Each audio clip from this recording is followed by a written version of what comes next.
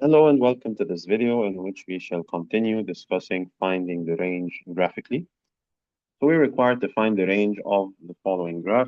And we see that it goes all the way up to positive infinity and all the way down to negative infinity. However, we see that this line is never touched or crossed by the function.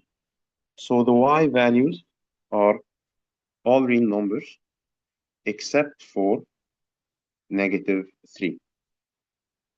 So negative 3 is the only value of y that is not included in this graph.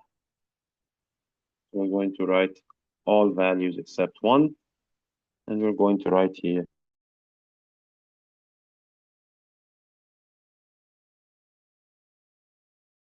negative 3.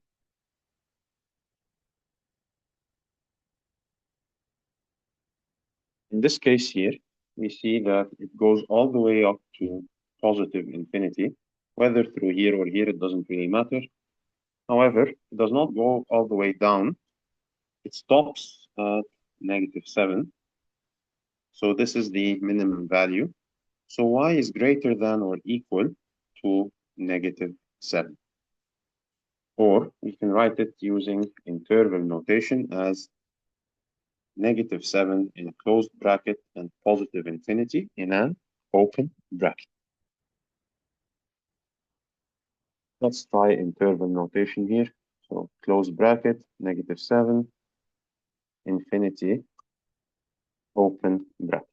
And watch out because delta automatically created this closed bracket here. I'm going to remove it.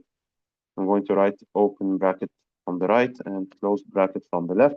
Or you could have just picked it or selected it from the buttons below just to avoid any confusion.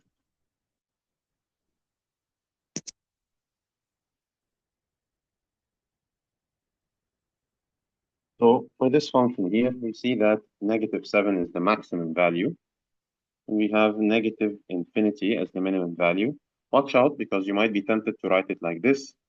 And this is, of course, incorrect. It has to go from the minimum to the maximum. So the maximum here is included. So this looks like a square bracket. And the minimum is negative infinity. So this is always a circular bracket. Or you could have written y less than or equal negative 7. I'm going to pick the circular and square.